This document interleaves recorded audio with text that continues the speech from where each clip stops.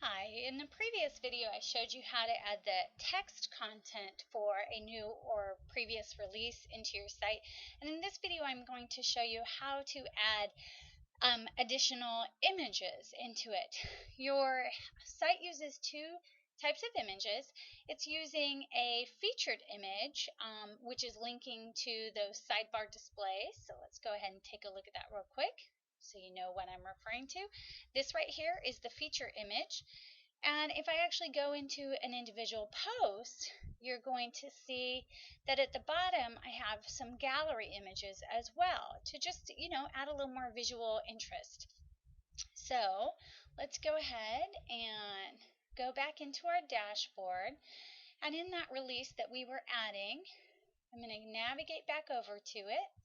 And now we're going to add those images. So let's go ahead and go edit. You can see it's listed as a draft, so I know it's not public yet, so I can come back and forth and work on it. So if you have the text and you don't have the images yet, you might just go ahead and put the draft information together and then come back later. So if I want to add an image that is not already being used in my site, I need to select this right here, Upload Insert, and that's going to actually tag a particular image to my post.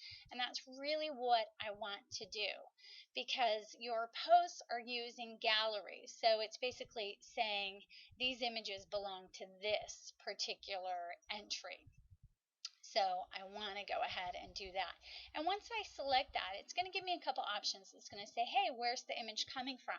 From my computer, from a URL. So for example, if there was an image file on my Flickr account, I could actually just select that and not have to upload it into my site. Or if it's something that's already in my media gallery.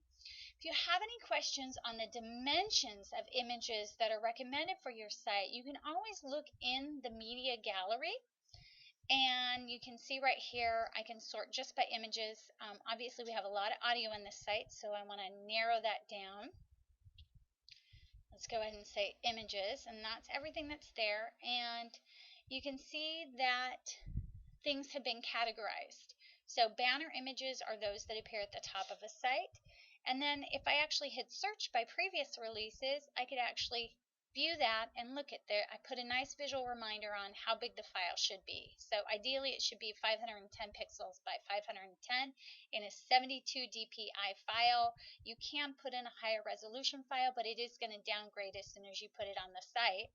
So in this case, I'm not going to use an existing image. Let's go ahead and go back. I could have just tapped back over, so please excuse my click happiness there.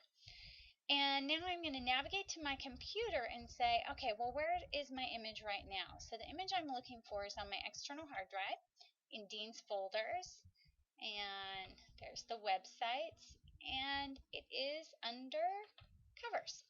So what I want to do is say, all right, let's go ahead and just do an example as if we were adding Dean's oldest release. So I want to select the cover front first, and then I can either wait for that to upload or I can move forward. I want to select the inside next, and then I want to select the CD itself. Now, as this is uploading, as soon as it's uploaded, it's going to allow me to open it up. So you'll see that there's a naming convention that I use in these files, which is what is the name of the title, and then is it front, back, or disc. But obviously, most of us don't want to see that when we're scrolling over an image.